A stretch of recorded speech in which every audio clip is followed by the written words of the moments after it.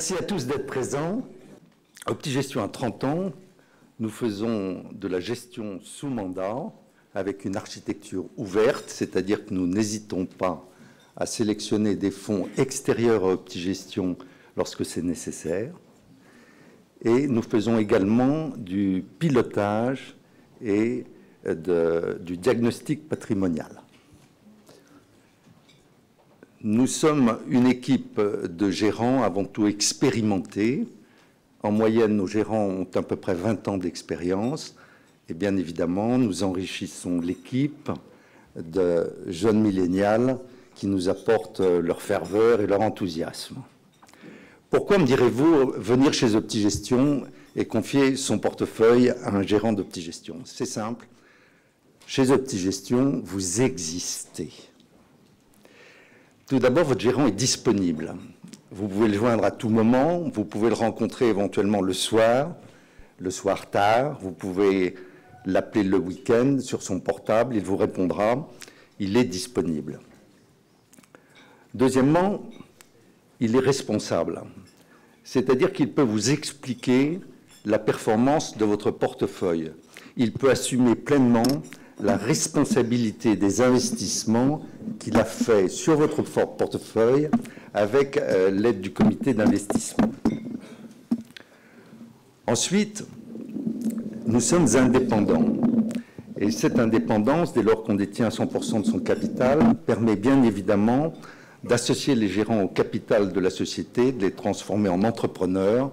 Et pour nous, c'est essentiel, car cette dimension permet d'assurer dans la durée une certaine continuité du fait de la stabilité et de la motivation des équipes.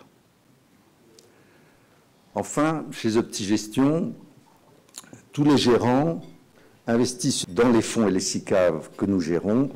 De ce fait, nous sommes pleinement impliqués comme nos clients. Et je pense que cette convergence d'intérêts est déterminante.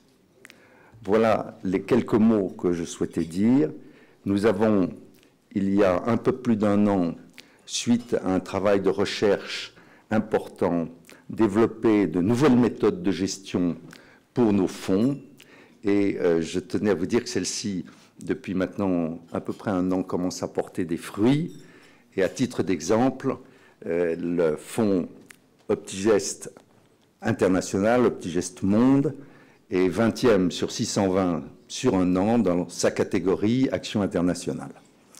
Bien sûr, c'est un clin d'œil à Jean-Paul Agon et L'Oréal, puisque, comme vous le savez tous, la meilleure performance, une fois de plus, sur le CAC 40 hier, avec plus 3,76, était l'action L'Oréal, qui arrivait en tête. Bien, parce que nous le valons bien. Merci Jean-Paul pour le plus 3,40 hier. Donc bienvenue à tous et à toutes. On est vraiment très heureux de continuer ce cycle des conférences Optigestion. Donc après Xavier Fontanet, Thierry Breton, Henri Decastre et beaucoup d'autres, nous avons grand plaisir aujourd'hui donc de recevoir effectivement Jean-Paul Agon. Jean-Paul Agon a une carrière impressionnante au sein du même groupe HEC. Il a eu tous les postes au sein du groupe, c'est ça qui est extraordinaire. Représentant sur le terrain un an, chef de produit, patron de marque, dirigeant de filiale, patron de zone, direction générale. Et en plus, ce L'Oréalien pur jus a une carrière internationale absolument incroyable puisqu'il est parti en Grèce, puis en Allemagne, en Asie pour créer la zone Asie et aux États-Unis. Voilà, donc c'est vraiment l'exemple de la carrière intégrée parfaite et complète et internationale. Alors, je me suis un peu renseigné, ce que dit la presse et puis ses proches sur Jean-Paul Agon, ses qualités. C'est un visionnaire, on me dit. Il est dans l'empathie, charismatique, combatif, créatif, leadership incontesté, fédérateur. Il a l'art de mobiliser ses équipes et c'est surtout un passionné de marketing. Il a, je crois, cette passion du produit, des produits de beauté, et il nous en parlera. Il y a eu un très bon papier dans les Échos de février 2018, interview passionnant de Jean-Paul Agon. Et vous avez déclaré, Jean-Paul, notre mission va au-delà de la réussite économique. Donc vous nous direz pourquoi. Donc votre parcours, en fait, ce qui est incroyable, c'est qu'à chaque fois que vous passez, vous redressez, vous relancez, vous lancez des grandes marques. Et ça, c'est vraiment ce qui fait votre marque de fabrique. Innovation et recherche continue chez L'Oréal. Est-ce que c'est un modèle de croissance mondiale pérenne, finalement? Nous aurons une batterie de questions, bien sûr, avec la salle et vous.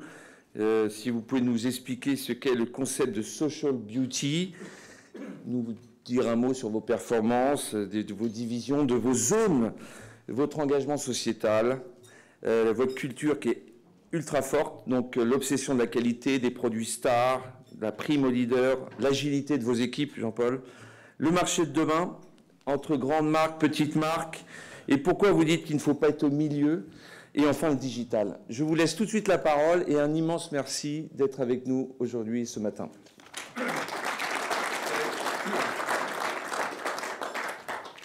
Bien, bonjour, c'est un plaisir d'être avec vous ce matin. Alors, bon, le portrait qu'a fait Eric est effectivement, bien évidemment, bien trop flatteur. Alors, par rapport à ce que tu as dit aussi, d'abord, effectivement, je suis content que vous ayez remarqué que j'avais fait un point d'honneur à venir un matin après une forte hausse de l'action. Parce qu'on m'a dit qu'Optigestion étaient des gens extrêmement performants, compétents, donc je me suis dit, je ne peux pas arriver quand même avec une action faiblarde. Et donc, effectivement, on a fait plus 376% hier, meilleure performance du CAC 40, c'est pour vous, hein, donc, bon, ce qui est vrai aussi, c'est que c'est quand même aussi la meilleure performance du CAC 40 depuis la création du CAC 40. Ça, c'est quand même plus important parce que c'est sur la durée. En fait, le CAC 40 qui a fêté justement, je ne me rappelle plus, c'est 40 ans peut-être, il y a quelques semaines ou mois, a fait un classement de toutes les entreprises depuis la création. Et l'entreprise qui a fait la meilleure performance en termes de croissance des résultats, des dividendes, de la valeur de l'action, enfin le TSR que vous connaissez bien, c'est L'Oréal. Donc, ce n'était pas uniquement pour vous. Alors parfois, quand on présente et qu'on dit oui, il a fait toute sa carrière chez L'Oréal, je vois parfois des yeux qui disent oh le pauvre, oh le pauvre, franchement, il n'a jamais changé d'entreprise, peut-être que jamais personne ne lui a proposé d'aller travailler ailleurs, enfin il a vu que L'Oréal, c'est quand même un peu triste. Moi, je ne vois pas ça comme ça, bien sûr. Au contraire, je vois ça comme une formidable aventure dans une même entreprise. Et d'ailleurs, je raconte parfois que j'avais des camarades à HEC qui ont connu des parcours très différents, puisque eux, ils sont rentrés dans une entreprise, et puis ils en ont changé, puis ils en ont rechangé, puis ils en ont rechangé. Et en fait, ma carrière à moi, je pense, a été beaucoup plus variée, paradoxalement, que la leur, puisque quelque part, souvent, mes camarades ont été appelés par des chasseurs de tête pour faire le même job dans une autre entreprise. Alors que le fait de rester dans la même entreprise, quand elle est assez vaste et variée comme L'Oréal, vous permet finalement de faire tous les jobs possibles et imaginables à l'international, dans les différentes fonctions d'entreprise, et donc permet une carrière très, très variée. Et enfin, comme tu l'as dit, je ne sais pas si c'est ça que tu voulais dire, mais c'est vrai que comme j'avais fait tous les jobs, bah, finalement à la fin il n'en restait plus qu'un, donc c'était un peu normal que j'arrive à ce job-là. Donc, voilà. Alors, ceci étant dit, donc L'Oréal, vous connaissez. Je ne sais pas très bien ce que je pourrais vous dire de plus que vous ne connaissiez pas. C'est un pure player de la beauté, comme vous le savez, depuis 109 ans. C'est une entreprise qui ne fait que de la beauté, mais toute la beauté dans tous les secteurs, dans toutes les catégories, dans tous les circuits, à tous les niveaux de prix, dans tous les pays. C'est un marché très dynamique, la beauté, puisque je m'adresse à des spécialistes en gestion. Je vous conseille vivement d'investir dans le domaine de la beauté, et bien sûr dans la meilleure entreprise du domaine de la beauté qu'est L'Oréal, parce que c'est un marché très dynamique et surtout très régulier. Il y a les marchés qui peuvent être à court terme plus fort ou avec plus de perspectives, mais la beauté est un marché très régulier. Pourquoi ? Parce qu'il est porté par des grandes tendances fondamentales. D'abord, fondamentalement, l'envie de beauté. Et on a fait, avec des historiens, un travail justement de recherche qui a montré que finalement la beauté a été l'un des premiers gestes de l'humanité. On a écrit un livre qui s'appelle « 100 000 ans de beauté », qui a montré d'ailleurs que dès les premiers hommes, dès que les hommes finalement ont vécu ensemble, il y avait des gestes de beauté, des gestes de parure, de maquillage, de soins de soi, puisque en fait la beauté est quelque chose de fondamental dans son estime de soi, dans sa relation avec les autres, et donc c'est un besoin fondamental. La deuxième chose qui est formidable, c'est que c'est un besoin qui n'est jamais étanché. Bien évidemment, la beauté est un idéal, on peut toujours aller plus loin. C'est la grande différence avec certains de mes concurrents qui font aussi des couches-culottes ou des lessives ou des produits désodorisants pour la maison. C'est que la beauté, c'est un idéal et que bien sûr, on peut chaque année aller beaucoup plus loin en beauté et que les consommateurs du monde entier attendent d'ailleurs chaque année de l'innovation, des produits qui sont plus performants, qui vont plus loin, qui font mieux. Et donc, c'est un marché en permanente innovation et croissance. Et aussi, c'est un marché, bien évidemment, très porté par les classes moyennes et classes moyennes supérieures dans tous les pays du monde. Et je ne vous apprends rien en vous disant que, bien évidemment, depuis une trentaine d'années, ces classes moyennes et supérieures dans tous les pays émergents portent ce marché de manière extrêmement forte. Donc, en fait, c'est un marché qui croît très régulièrement, de l'ordre de 4-5% par an, qui se valorise. C'est un des rares marchés aussi qui se valorise. Ce n'est pas du tout un marché où il y a de la déflation, parce que dans le fond, les consommateurs ne sont pas intéressés à payer moins cher des produits, ils sont beaucoup plus intéressés à avoir des meilleurs produits. Et ça, c'est vraiment très important en économie, bien évidemment. Et donc, sur ce marché porteur, la mission de L'Oréal, même plus que ça, l'ardente obligation de L'Oréal que nous nous fixons en interne, c'est de faire mieux que le marché chaque année. Ce qui n'est pas toujours facile pour un leader, mais que nous arrivons à faire, d'ailleurs depuis de très très nombreuses années, avec une surperformance chaque année du marché, de façon à augmenter nos parts de marché partout dans le monde. Alors l'avantage aussi par rapport au potentiel de L'Oréal, c'est que nous sommes leaders, mais finalement avec une part de marché relativement modeste, puisque nous avons à peu près 13% du marché. Et donc, par définition, comme je l'explique à mes collaborateurs, ça veut dire qu'il y a toujours 87% du marché à conquérir. Bon, on n'a pas l'ambition d'avoir tout, mais comme le disait Jack Welch, il vaut toujours mieux avoir des petites parts de marché parce que ça donne plus de perspectives de croissance, qui est quand même l'idée fondamentale. Donc, on fait 26 milliards d'euros de chiffre d'affaires. Je vais vous donner quelques chiffres que vous connaissez peut-être. Résultat net, 3,6 milliards, 60e capitalisation mondiale, 80 000 collaborateurs, 34 marques mondiales, leader donc dans tous les pays. Très important, la recherche. Le thème, je crois, proposé était l'innovation, l'innovation et la créativité chez L'Oréal, et en particulier l'innovation. L'innovation est fondamentale. Comme je vous l'ai expliqué, les consommateurs sont toujours à la recherche de nouveaux produits plus performants, de meilleure qualité, qui donnent des bénéfices supplémentaires. Et donc la recherche a toujours été au cœur de L'Oréal. Et nous sommes d'ailleurs, dans l'industrie, on peut quand même dire la seule entreprise qui croit vraiment à la recherche. Certaines autres en parlent, mais n'en font pas beaucoup. Nous, on le fait, on a 4000 personnes en recherche et innovation, on consacre près d'1 milliard d'euros, c'est 900 millions d'euros, à la recherche, donc c'est beaucoup moins, bien évidemment, que dans des domaines comme la pharmacie, mais c'est quand même relativement important, ça représente 3,5% du chiffre d'affaires, et nous pensons fondamentalement que c'est cette capacité, chaque année, à avoir des produits, comme nous disons, nouveaux, différents, meilleurs, qui nous permet à chaque fois de faire mieux. D'ailleurs, la partie d'innovation est très importante puisque chaque année, entre 15 et 18% du chiffre d'affaires de l'année est fait avec des nouveaux produits de l'année.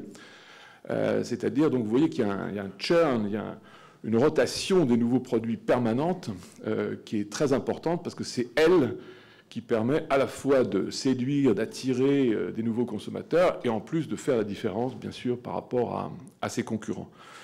Alors, peut-être, donc, l'innovation, peut-être que je pourrais répondre à des questions sur le sujet, mais c'est sûr que c'est au cœur du problème.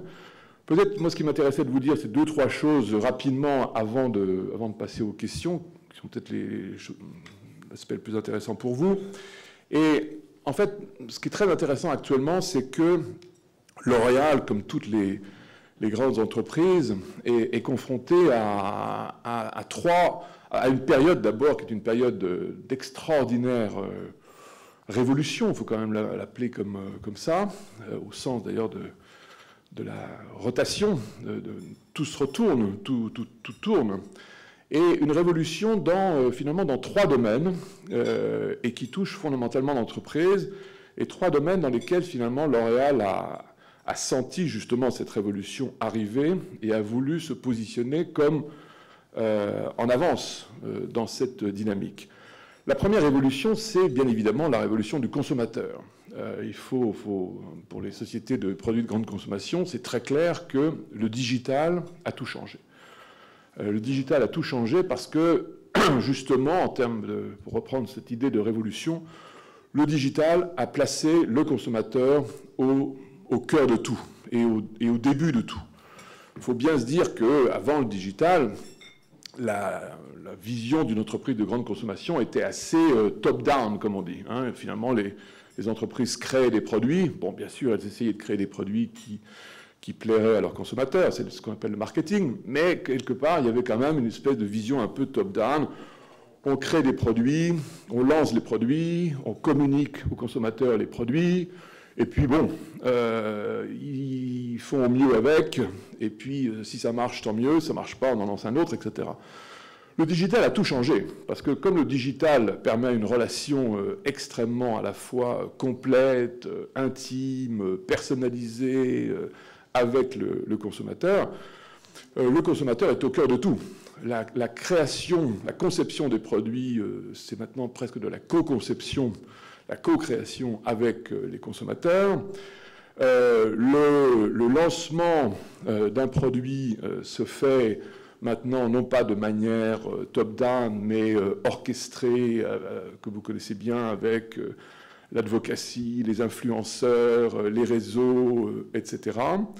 Le suivi est très précis, puisque d'abord les consommateurs vous donnent en permanence leur point de vue, leur avis, hein, grâce aux ratings, reviews, blogs, etc. Donc en permanence, on peut savoir exactement ce que les consommateurs pensent de vos produits. Donc ça permet aussi d'ailleurs de les améliorer, de les changer. Et puis donc le suivi peut même être personnalisé, puisqu'on en arrive à une capacité même presque d'individualiser certains produits pour les consommateurs. Bon, on ne peut pas faire ça pour tous les produits de masse, mais donc finalement cette révolution digitale a été une incroyable révolution du consommateur, et elle s'est traduite par, bien évidemment, les bouleversements que vous voyez dans beaucoup de domaines, les bouleversements dans le domaine des médias, puisqu'on n'est plus maintenant dans ce qu'on appelait le mass média, le même message pour tout le monde indifféremment, c'est maintenant extrêmement targeté, taylorisé pour chacun. C'est toute l'utilisation effectivement des réseaux sociaux. C'est donc une véritable révolution très importante qui a été à la fois permise par le digital et donc dont le digital est absolument au cœur du sujet. Et donc chez L'Oréal, nous, par rapport à ce sujet, oui, j'ai oublié de dire aussi que l'autre révolution évidente, et on l'a encore vu il y a quelques jours avec la signature de l'accord entre Amazon et Monoprix, c'est la révolution bien sûr du retail, du commerce, puisque le digital permet aussi, bien sûr, une complètement nouvelle façon d'acheter des produits, qui est également pleine de perspectives et pleine de dimensions. Et je veux dire que nous, chez L'Oréal, à la fois, on a eu la chance de sentir cette révolution venir assez tôt. Moi, je me rappelle qu'en 2010, j'avais eu la chance, une année ou 2 années avant, d'avoir des contacts avec des personnes qui m'avaient bien expliqué ce qui allait se passer. Et j'avais décrété 2010 année digitale pour L'Oréal. Et je dois dire qu'à l'époque, je ne savais pas très bien ce que ça voulait dire, les collaborateurs non plus.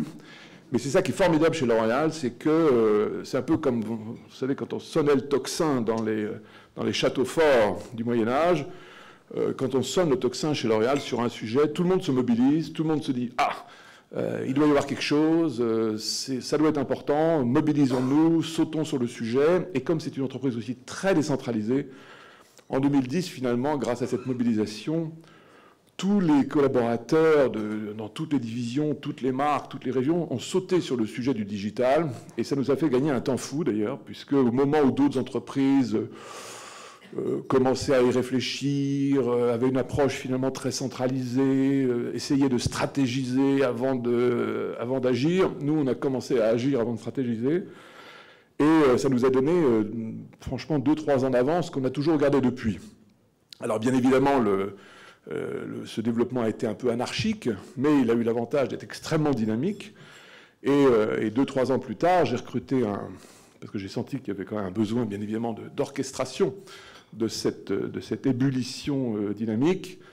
J'ai recruté un Chief Digital Officer, que j'ai mis d'ailleurs au comité exécutif, de façon à orchestrer, piloter, encadrer cette dynamique du digital, mais qui nous a donné, franchement, un avantage compétitif majeur. Et je crois qu'on peut dire aujourd'hui, on est reconnu comme étant l'entreprise dans notre domaine, et peut-être aussi dans le domaine des produits de grande consommation, qui est très clairement très en avance sur le plan du digital. Et je dois dire que d'un point de vue pour un marketeur comme moi, puisque c'est vrai que j'ai passé ma vie à faire du marketing, parce que j'adore ça, je trouve que cette révolution digitale est extraordinaire. Extraordinaire. C'est juste... c'est un magasin de jouets, quoi. Je veux dire, c'est par rapport à ce qu'on pouvait faire avant en matière de marketing, ces nouvelles dimensions du digital offrent des possibilités absolument extraordinaires, sans limite, en matière de relations avec les consommateurs qui sont tout à fait excitantes. Et je dis souvent d'ailleurs à mes collaborateurs, parce que j'ai souvent été le plus jeune des cadres de L'Oréal, maintenant je finis quand même par être un peu le plus senior, puisque effectivement je vais avoir 40 ans de L'Oréal dans les pattes cette année. Donc j'explique à mes collaborateurs que, très sincèrement, parmi les 40 ans que j'ai passés chez L'Oréal, ces 3-4 dernières années ont été les plus fascinantes. Non pas parce que j'en suis le patron, mais parce que cette révolution digitale est extraordinairement stimulante, extraordinairement intellectuellement passionnante. C'est pratiquement, il faut tous les matins y aller en étant capable de voir comment on va se réinventer, comment on va réimaginer les choses, et tous les domaines sont des domaines qui nous concernent, l'intelligence artificielle, les algorithmes, dans tous les sens, c'est quelque chose d'extraordinairement passionnant. Donc voilà, ça c'est la première révolution. La deuxième révolution, qui est très intéressante également, que j'ai senti un peu aussi assez tôt, je ne pense pas que je suis un visionary, mais j'ai un bon nez, donc je sens les choses un peu avant qu'elles arrivent. Bon, je n'étais pas le seul, hein, mais bien évidemment, le grand changement, ça a été aussi la révolution du citoyen par rapport à l'entreprise, ou de l'entreprise par rapport au citoyen. Alors aujourd'hui, on nous en rabat les oreilles dans les journaux tous les jours sur la nouvelle raison d'être de l'entreprise. Il y avait encore des articles ce matin suite au rapport Sénart, Nota et compagnie. Mais en fait, ça date pas d'aujourd'hui. Et nous, depuis déjà une dizaine d'années, on a bien senti chez L'Oréal qu'il fallait réinventer le rôle de l'entreprise dans la société. Et parce que, comme effectivement tu le disais, Eric, c'est ce que j'essayais d'expliquer dans l'interview des Échos, une entreprise a un devoir, une mission, une responsabilité qui va au-delà de la performance économique, c'est bien évident. Et donc, depuis une dizaine d'années, on a essayé vraiment d'aller au-delà de cette performance économique qui a toujours été bonne, qui était bonne du temps de mon prédécesseur, du temps du prédécesseur de mon prédécesseur. Et donc, dans tous les domaines de responsabilité sociale, on a essayé aussi, finalement, d'être les pionniers, les leaders, d'être en avance, un peu comme on avait fait dans le domaine du digital. Donc, dans le domaine, par exemple, du développement durable, on a voulu être en pointe. Alors, il y a aussi deux manières de dire les choses.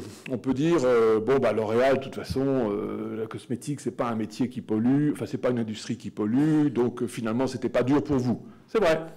Mais on pourrait aussi retourner l'argument en disant, puisque c'était pas dur pour nous, on aurait pu considérer que c'était pas important. Au contraire, on a considéré que justement, puisque c'était pas dur, on allait essayer d'être exemplaire. Et on allait essayer justement d'aller au bout maximum de ce qu'une entreprise était capable de faire en matière de développement durable. Et donc, on a lancé un grand programme qui s'appelle Sharing Beauty with All en 2013, dans lequel on a pris des engagements pour 2020 extrêmement ambitieux. Je crois que c'est les plus ambitieux, à ma connaissance, de toutes les entreprises que je connaisse, en tout cas. En matière, bien évidemment, comme tout le monde, de réduction carbone, réduction d'empreinte eau,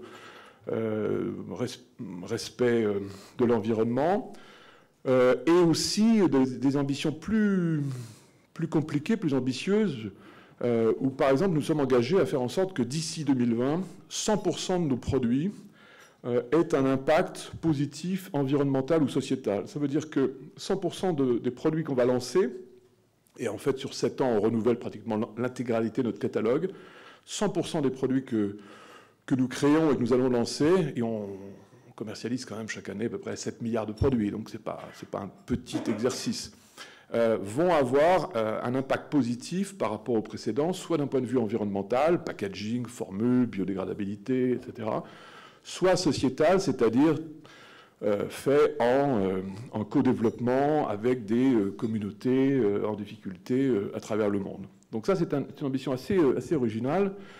La deuxième chose qu'on a fait dans le domaine social, en France, on était très en avance sur le plan social. Chez L'Oréal, par exemple, il y a entre 3 et 4 mois de supplément de salaire dû à l'intéressement et participation. C'est le plus fort intéressement, participation de toute l'industrie française. Mais on s'est dit, bon, après tout, puisque nous sommes une entreprise mondiale, il serait peut-être temps maintenant d'universaliser notre modèle social, le modèle social de L'Oréal. Alors bien, je vous rassure, on n'a pas fait la semaine des 35 heures partout. On a essayé de distinguer ce qu'il fallait universaliser et ce qui valait mieux pas. Mais par contre, on a universalisé tout ce qui est protection santé, prévention, tous les domaines de véritable protection sociale des collaborateurs. Et donc, on a lancé ce plan qui s'appelle Share and Care dans le monde entier. On l'a lancé en 2013 aussi. Et quand on l'a lancé, on s'est dit, on le fait juste parce qu'on pense que c'est bien de le faire. Et en fait, on a eu la grande surprise d'être appelé par l'OIT, l'Organisation internationale du travail à Genève, quelques mois plus tard, en disant, écoutez, voilà, on a vu votre plan, et on trouve ça quand même tout à fait extraordinaire, parce que vous êtes la première entreprise dans le monde à faire un plan de ce genre. Nous, on ne le savait pas du tout, parce qu'on n'avait pas regardé tellement ce que faisaient les autres. Et donc, ils nous ont demandé d'expliquer un peu à tout le monde qu'est-ce qu'on faisait. Et donc, sur le plan social également, on est allé assez loin.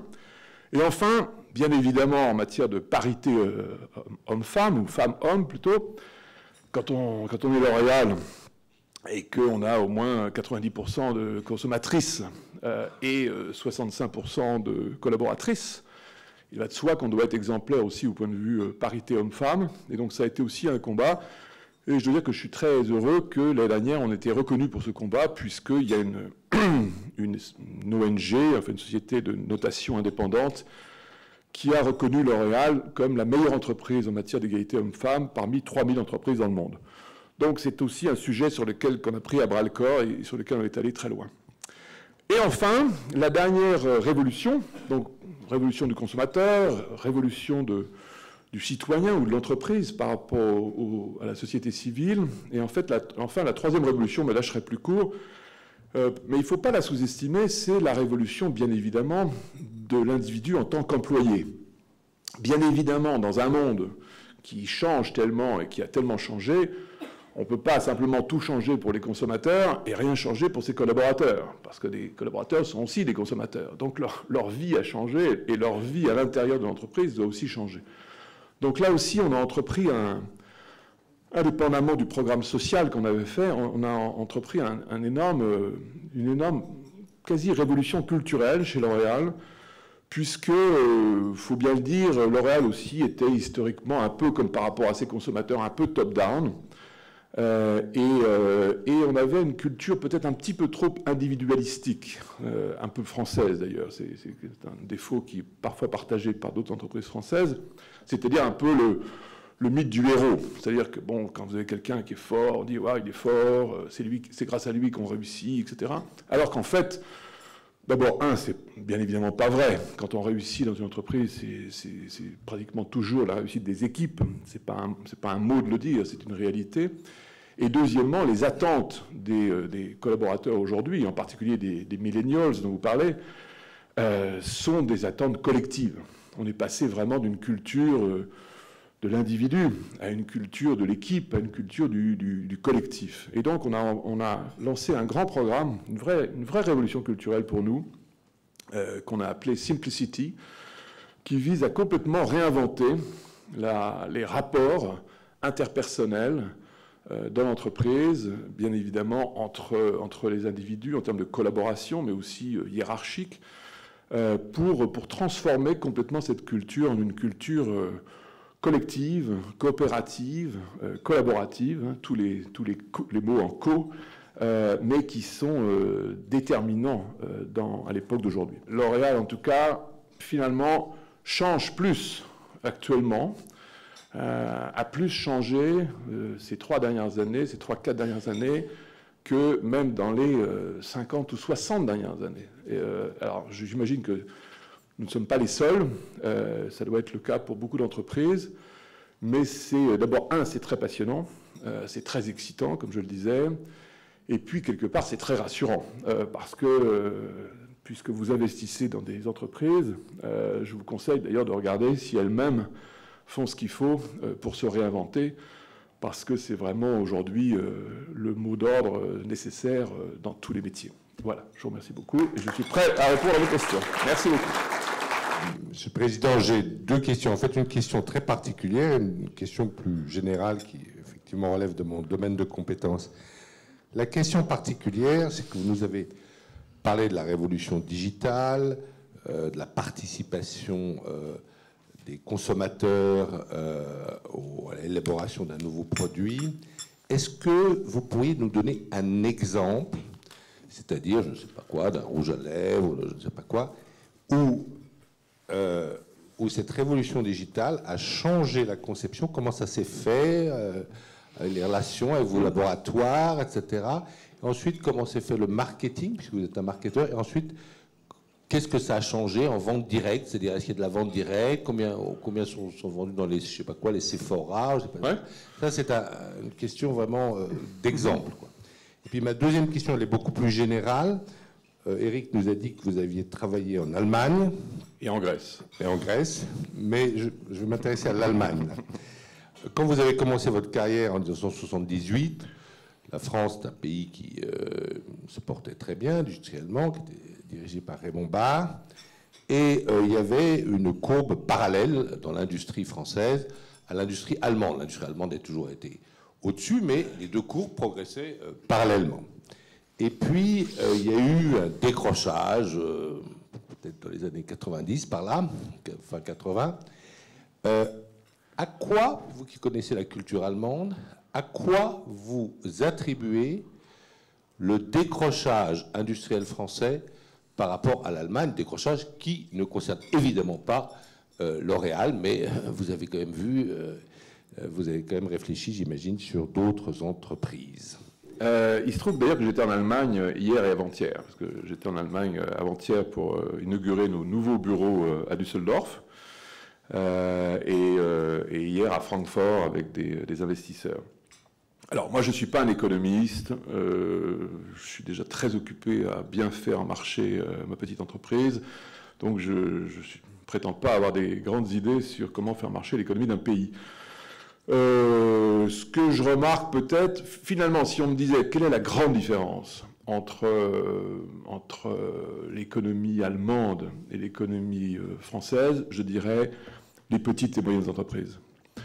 Très clairement, on en reparlait hier d'ailleurs avec des investisseurs allemands, finalement par rapport à l'époque que vous citez, depuis 1978, les grandes entreprises françaises ont très bien réussi. Peut-être même mieux que les grandes entreprises allemandes. On a quand même des champions français qui ont remarquablement réussi. L'Oréal, Michelin, LVMH, Danone, plein d'autres. Et finalement, aussi bien, peut-être même mieux dans certains cas, en tout cas, par exemple dans notre domaine, on a beaucoup mieux réussi que nos concurrents allemands. Pourtant, en 1978, on avait en face de nous...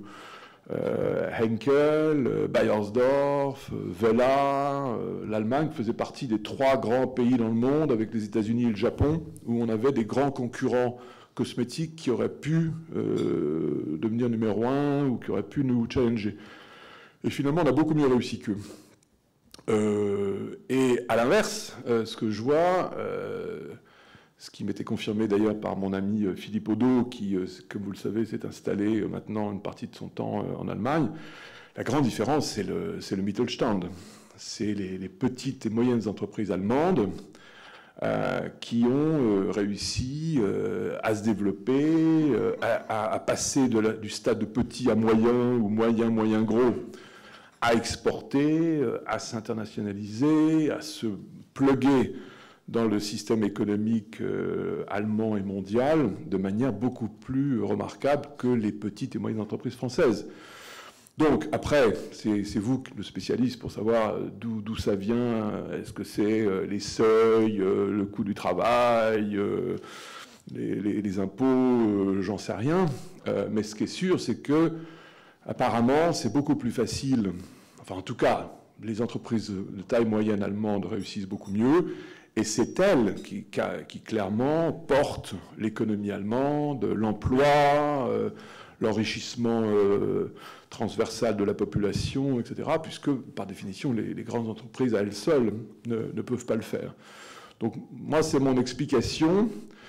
Et comme je vous dis, alors par contre, nous, effectivement, on a très bien réussi. On a d'ailleurs très bien réussi en Allemagne. L'exemple était intéressant, puisque j'ai inauguré il y a 2 jours, avec d'ailleurs Madame l'ambassadrice de France en Allemagne, qui était venue pour l'occasion de manière très aimable. Et je me rappelle que quand on avait déménagé notre affaire allemande de Karlsruhe à Düsseldorf en 1980, il y avait 170 collaborateurs. Avant-hier, quand on a inauguré nos bureaux, il y avait 1000 collaborateurs. Et on est le numéro 1 en Allemagne. C'est notre 4e pays mondial. Allez, vous le répéterez pas, mais on a quand même bien écrasé nos concurrents allemands. Donc voilà, je crois que il y a certainement plein d'autres raisons. Mais en tout cas, dans mon domaine, c'est celles qui me paraissent les plus visibles. Alors, pour reprendre votre question sur les produits, je vais vous donner un exemple. Un exemple, c'est une affaire qu'on a rachetée il y a 4 ans, qui s'appelle NYX. Bon, c'est une affaire de maquillage pour Make-up Junkies. Donc, je ne suis pas sûr, Monsieur Girard, que vous soyez vraiment dans la cible. Mais peut-être vous avez des filles, qui le sont. C'est une affaire californienne. Et c'est une affaire d'ailleurs qui nous a aussi, c'est le cas de le dire pour le maquillage des yeux, ouvert les yeux sur une façon complètement différente de travailler. Et c'était très intéressant parce que quand on a acquis cette affaire, je l'ai vu tout de suite. Et d'ailleurs, j'ai dit à tous mes collaborateurs, vous savez, souvent quand on rachète une entreprise, on l'oréalise une entreprise. Là, on va nixiser L'Oréal. Parce que ces gens-là, en fait, étaient emblématiques d'une nouvelle façon de travailler qui était incroyablement en avance, parce que le maquillage en Californie était pas loin de la Silicon Valley, etc., était vraiment en avance, et j'ai senti que c'était une formidable opportunité pour accélérer notre transformation. Alors, comment ils travaillent, ces gens-là ? En amont, ils travaillent avec des blogueurs qui en permanence sont à l'affût des nouvelles tendances de maquillage. Ces blogueurs les nourrissent de tendances, de produits, de désirs, d'idées, etc. Ils font de la co-conception. Donc ils conçoivent très vite avec des petits fournisseurs locaux des produits très rapides. En plus, il y a une rapidité de réaction qui est beaucoup plus grande. Ils proposent immédiatement ces produits aux blogueurs experts qui leur disent oui, ça me plaît, oui, c'est bien, non, ça couvre pas assez, non, la couleur est pas bien, etc. Au lieu de faire, comme on faisait dans le temps, des longues études sur 300 personnes ou qui mettaient 6 mois à revenir, etc., etc. Une fois qu'ils décident très vite, c'est-à-dire qu'ils prennent le risque, ils font le pari, ils ne font pas une étude à travers le monde pour savoir si ça va marcher ou pas, mais ils sentent la tendance, donc ils lancent sur la tendance, ils surfent sur la vague, ils lancent. Alors, ils lancent sans pub, sans aucune pub. Vous savez, la moitié de nos marques chez L'Oréal ne font pas de publicité. Hein. On a plein de marques comme Kerastase, La Roche-Posay, NYX, qui ne font pas du Kiehl's, qui ne font pas du tout de publicité. Mais ils lancent avec les réseaux sociaux, avec les sites, avec Instagram, avec Pinterest, avec tous ces sites. Immédiatement, ça crée du buzz. Alors, ça crée du buzz, bien sûr, dans ce qu'on peut appeler la communauté. puisque, comme je vous le disais, ça s'adresse vraiment à une clientèle particulière, qui sont ce qu'on appelle chez nous les make-up junkies, qui sont des jeunes filles ou jeunes femmes qui sont des addicts au maquillage, qui peuvent acheter 50, 60, 100 produits de maquillage par an, parce que pour elles, c'est un jeu, c'est un hobby, c'est une distraction, c'est une passion. Finalement, l'Internet permet aussi de cibler la communauté de façon très précise, et au lieu de faire une publicité à la télévision qui couvrirait un nombre, des millions de femmes dont 95% ne seraient pas intéressées, ça permet de ne contacter que celles qui sont passionnées sur le sujet.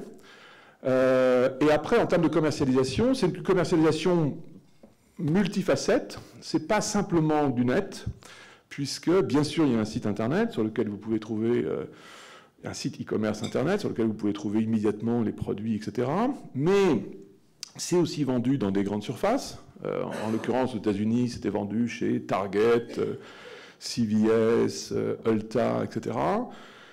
Nous ouvrons aussi nos propres boutiques, parce que finalement, ce qu'on comprend aujourd'hui, si vous voulez, dans le monde d'aujourd'hui, c'est qu'il y a la complémentarité, il y a le fameux concept du O plus O, j'imagine que vous êtes familier avec ça, qui est le offline plus online.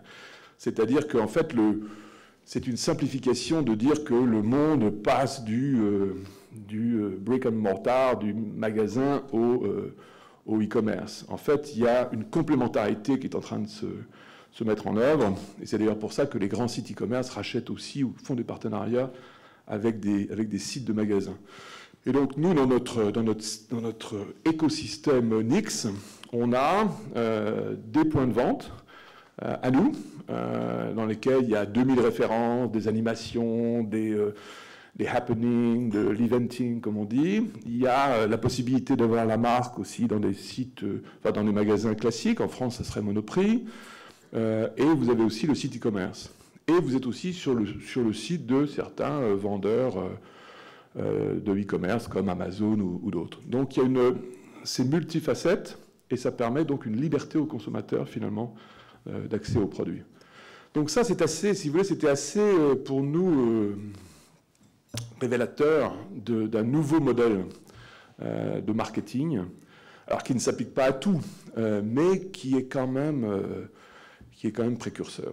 Et d'ailleurs on a bien joué le jeu parce que comme je vous le disais tout à l'heure, le grand avantage chez L'Oréal, c'est que les gens sont très ouverts d'esprit et très désireux tout de suite d'apprendre, de comprendre, de sauter sur les opportunités. Et toutes nos marques ont été voir les gens de Nix en Californie.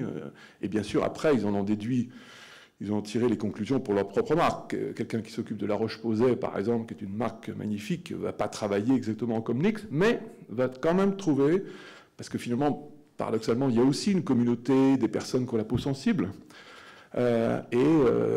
Travailler sa communauté des peaux sensibles est un peu parallèle à travailler la communauté des make-up junkies. Donc pour chacune de nos marques, il y a quelque chose à en tirer.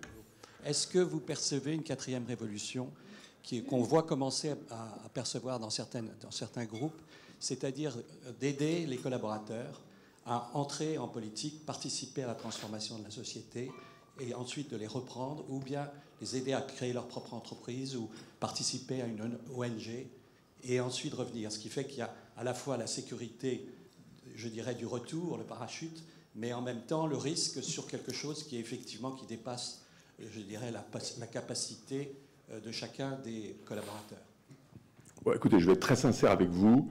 Bien évidemment, si on a des collaborateurs qui viennent nous voir en nous disant « Écoutez, tout d'un coup, j'ai une vocation, je veux faire de la politique, je veux devenir maire, je veux devenir député, etc. » On leur dira bah, « C'est formidable. » Et puis peut-être qu'on leur dira bah, « Écoutez, allez-y, et puis si jamais vous voulez revenir, la porte est ouverte. » Et idem pour créer son entreprise, mais je ne vais pas les encourager.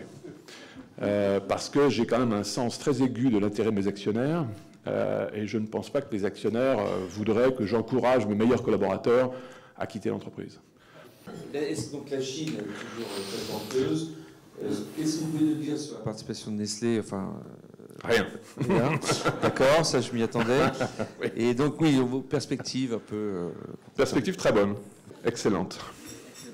Non, d'abord, je suis obligé d'être très prudent parce qu'on est le 29 mars, on clôt le quarter dans 2 jours et on le publie dans 10 jours. Et donc, bien évidemment, s'il y a un moment de l'année où je dois être extrêmement prudent et mesuré, c'est aujourd'hui. Donc, je ne vais rien vous dire sur ce qui se passe actuellement. La seule chose que je peux vous dire, c'est ce que j'ai déjà dit, parce que ce qui est public, ça va, c'est que nous sommes très confiants pour 2018, d'abord parce que le marché va continuer à être positif, que nous allons continuer à surperformer le marché, que les grandes tendances positives que nous avions vues l'année dernière devraient se confirmer, et que nous avons de bonnes raisons de penser que nous allons même pouvoir améliorer certains points faibles que nous avions, et donc au total des totaux, nous sommes très confiants. Ça se voit d'ailleurs, je n'ai pas l'air trop déprimé. Je voudrais savoir un petit peu les développements justement des piscines et d'autres choses. Et ne pensez-vous pas justement que c'est pas toujours facile de concilier recherche et innovation, et que justement ces méthodes de recherche nouvelles, alternatives à l'expérimentation animale, sont un bon moyen pour promouvoir une recherche du futur d'une part, et concilier recherche et innovation et éthique. Très bien. Oui, dans le cadre de la directive REACH, que vous connaissez bien évidemment, un peu. Et un petit peu enregistrement, évaluation et autorisation des produits chimiques dans l'Union européenne. Je voudrais savoir quelle est la part dans la recherche que vous pensez dans le futur attribuer justement aux méthodes substitutives à l'expérimentation animale. Merci, monsieur. Très bien, je vois que vous connaissez bien le sujet, madame. Donc, oui, juste peut-être pour ceux qui ne connaissent un peu moins bien, c'est vrai que L'Oréal a été le premier à inventer ce qu'on appelle de la peau reconstruite. C'est assez extraordinaire. En fait, c'est de la culture cellulaire qui permet de reconstruire de la peau dans les petites éprouvettes qui a permis pendant très longtemps de substituer les tests qui pendant longtemps ont été malheureusement des tests faits sur animaux, puisqu'il n'y avait pas d'autre solution, parce que c'était imposé par les autorités de santé. Et donc on a été les premiers, les pionniers en matière de construction de peau reconstruite, et donc avec Episkin, qui est la société qui crée ces modules de peau. Alors, d'abord, comme vous le savez, les tests sur animaux maintenant sont interdits. Donc la question ne se pose... Enfin, on se sert toujours d'Episkin, bien sûr, pour faire ces tests. Mais en tout cas, la question des tests sur animaux ne se pose plus, puisqu'ils sont strictement interdits depuis 2013 dans l'Union européenne. Et en fait, maintenant, progressivement, d'ailleurs, dans le monde entier, les tests sur animaux sont quasiment interdits. Et évidemment, ces peaux reconstruites nous servent aussi, vous avez parfaitement raison, à tester en amont des formulations, des nouvelles formules. Et nous avons même d'ailleurs récemment réussi à construire des peaux chinoises, puisque nous sommes capables maintenant non seulement de faire des peaux reconstruites, mais des peaux reconstruites par région du monde. Donc la peau chinoise, on va pouvoir faire de la peau africaine, qui permettent là d'aller encore beaucoup plus loin, puisqu'on peut non seulement tester les problèmes d'irritation, de réaction, mais aussi peut-être un jour la transformation de la peau, l'embellissement de la peau, etc. Donc c'est un domaine, effectivement, vous avez raison, très, très intéressant et très important. Ce n'est pas le seul domaine, hein, mais ça participe effectivement aux efforts de recherche de L'Oréal dans le domaine. Aujourd'hui, le big data et les objets connectés vous offrent de nouvelles opportunités pour aller un petit peu plus loin dans l'adaptabilité. Pas mal de startups de la beauty tech lancent des concepts dans ce domaine. Comment est-ce que L'Oréal, en termes d'innovation, à la fois observe et surfe ou pas sur cette nouvelle tendance ? Alors d'abord, nous-mêmes, non, vous avez parfaitement raison, si vous voulez, de plus en plus, la beauté va aussi vers le service. C'est-à-dire que vous ne vendez pas simplement un produit, mais vous allez pouvoir vendre un produit avec un service qui va avec, qui permet justement d'augmenter le bénéfice, la performance du produit en question. Donc on fait ça de 3 manières, je dirais. La première manière, c'est que nous avons nous-mêmes en interne un service, un département de la recherche qui fait de l'innovation technologique en matière d'objets connectés. Et chaque année, on essaye d'ailleurs au CES à Las Vegas de montrer un de nos exemples. Il y a 2 ans, on avait inventé le premier patch électronique que vous mettez sur la peau et qui détecte votre dose d'UV que vous avez reçue est trop élevée et qu'il est temps de vous mettre à l'ombre. C'est assez formidable. Alors bon, le patch était un peu gros. On avait inventé aussi l'année dernière la brosse connectée Kerastase, qui est un objet formidable. Vous brossez, et bon, dans mon cas c'est moins nécessaire, mais vous brossez les cheveux et ça vous donne tout de suite sur votre cell phone quel produit Kerastase vous devriez utiliser en urgence pour améliorer ça. Donc on a fait beaucoup des comme ça. On fait aussi du soin personnalisé. Par exemple, on a inventé un appareil qui permet de faire des fonds de teint 100% personnalisés. Parce que l'un des problèmes des fonds de teint, c'est que normalement, idéalement, le fond de teint est quelque chose qui est parfaitement en accord avec votre propre teint, et il y a des millions de teints. Et donc là, vous êtes capable, et je dis ça pour les messieurs qui connaissent moins bien les fonds de teint que les dames, et le problème des fonds de teint, c'est que vous avez un nombre de produits limité. Et donc l'idéal du fond de teint, c'est le fond de teint totalement personnalisé. Et donc on a inventé ce fond de teint, cet appareil qui permet dans un grand magasin, par exemple, où on peut le faire en ligne, de faire un produit qui est exactement votre carnation, exactement votre fond de teint. Donc on fait ça en interne, on fait ça en externe. On a des partenariats avec trois sociétés d'incubateurs, Partech en France, Founder Factory à Londres, et aussi avec Station F, que nous avons inauguré il y a quelques mois, dans lequel nous faisons venir des startups pour les inciter à travailler avec nous sur justement des produits qui sont adjacents, des produits digitaux, digitalisés qui sont adjacents à nos services. Et puis, parfois, quand on voit quelque chose de vraiment bien sur le marché, on le rachète. Comme on a fait il y a 2 semaines, on a racheté une société, là, c'est pas vraiment de Internet of Things, mais c'est quand même très intéressant. C'est une société qui s'appelle Modiface, qui est au Canada, et qui est à Toronto, et qui est la championne mondiale de la réalité augmentée et la simulation digitale sur vous-même. C'est-à-dire que vous regardez dans votre cell phone et vous pouvez tester tout. Du maquillage, une coupe de cheveux, une couleur de cheveux, un type de soin de peau. Enfin, c'est en fait une simulation parfaite du résultat du produit sur vous-même, qui est effectivement formidable en matière de e-commerce, etc. Donc on a considéré que c'était un avantage compétitif formidable, et on a racheté cette petite société et qui va travailler maintenant avec nos 30 marques, et qui va devenir un avantage compétitif par rapport aux concurrents. Donc on essaye d'être très très aux aguets, de saisir ce qui commence dans tous les domaines, puisque bien évidemment il se passe beaucoup de choses. La beauté vient de l'intérieur, et donc aujourd'hui il y a beaucoup finalement de sociétés dans la nutrition ou qui sont annexes. Est-ce que ce sont des domaines qui peuvent vous intéresser aussi En fait, le problème de la beauté de l'intérieur, c'est que ça ne marche pas. Je vais appeler un chat, ça ne marche pas. Ça marche pas, et c'est d'ailleurs pour ça qu'on a arrêté, nous, un business qu'on avait qui s'appelait Ineov. On avait une joint venture avec Nestlé. Pourtant, Nestlé, c'est les rois de l'alimentaire. Nous, on est les rois de la beauté. On pouvait penser qu'ensemble, franchement, on ne pouvait pas nous battre. Et pendant 20 ans, 30 ans, je crois, on a fait une marque qui s'appelait Ineov, qui était des petites capsules pour renforcer le cheveu, avoir bonne mine, une peau plus ferme, etc., etc. Mais franchement, ça ne marche pas. Ça ne marche pas parce qu'il faut utiliser les produits pendant 6 mois pour commencer à avoir vraiment un petit quelque chose. Et les consommateurs, franchement, ils ne sont pas prêts à patienter aussi longtemps pour avoir des résultats aussi faibles. Donc, on a arrêté, et franchement, je ne connais pas, je suis désolé, peut-être que quelqu'un qui a investi là-dedans, mais je ne connais pas une société qui fasse des produits qui marchent aujourd'hui. Never say never. Mais en tout cas, pour l'instant, ça n'existe pas. Est-ce que vous voyez des concurrents arriver? Est-ce que vous êtes très sensible à regarder évidemment toutes les petites startups qui sont en train de...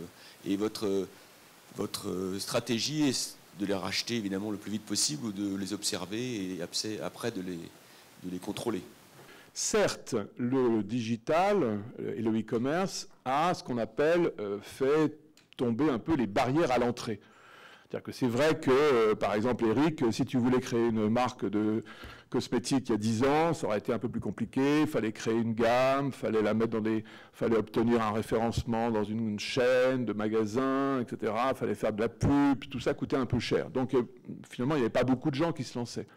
Aujourd'hui, si tu veux créer une marque de cosmétiques, tu peux faire, c'est très facile, tu peux faire cosmétique Eric, tu déposes, tu travailles avec un fournisseur quelques formules, et tu mets ça sur Internet, et donc la marque est disponible, le business est disponible.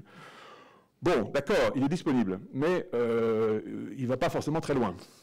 Il ne va pas forcément très loin parce que, et c'est souvent ce que j'explique, c'est que la barrière à l'entrée a disparu, mais pas la barrière au scale-up, la barrière à grandir, à l'échelle.